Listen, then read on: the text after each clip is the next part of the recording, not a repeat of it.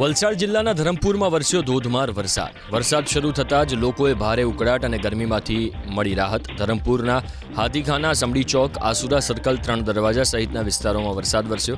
વરસાદ વરસતા રોડ રસ્તા પાણી થયા તો ખેડૂતો ખુશખુશાલ। સંઘ પ્રદેશ દમણમાં વરસ્યો ભારે વરસાદ। સવારથી જ હળવો વરસાદ શરૂ થયો હતો। બપોર બાદ વરસાદનું જોર વધ્યું, લોકોને ગરમીમાંથી રાહત મળી। જમ્પર બીચ નજીક રસ્તા પર પાણી ભરાઈ ગયા। સાપુતારા સહિત તળેટીના વિસ્તારોમાં ધોધમાર વરસાદ વરસ્યો। લાંબા વિરામ બાદ વરસાદ વરસતા ખેડૂતોમાં ખુશી છવાઈ। માલેગામ, સામગાહન, ગોટિયામાળ, જોગબજારી, જાખાના વિસ્તારમાં મેઘમહેર થઈ। ધોધમાર વરસાદને પગલે કોતરોમાં પાણી વહેતા થયા। સમગ્ર પંથકમાં વાતાવરણ શીતળ અને ખુશનુમા બન્યું। અમરેલી જિલ્લાના અનેક વિસ્તારોમાં આજે પણ વરસાદ વરસ્યો। જાફરાબાદ તાલુકામાં વરસાદ વરસ્યો। વડાલી ગામે વરસાદ વરસ્યો। વરસાદ વરસતા ખેડૂતો ખુશખુશાલ થયા।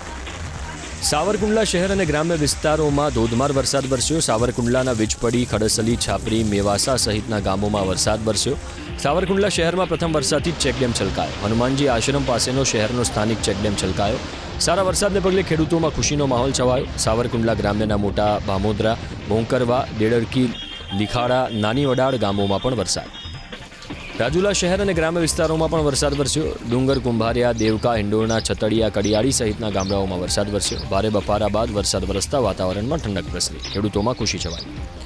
અમરેલીના ધારીગીર પંથકમાં પણ સવારથી જ વરસાદી માહોલ રહ્યો। ધારીગીરમાં વરસાદ વરસતા વાતાવરણમાં ઠંડક પ્રસરી।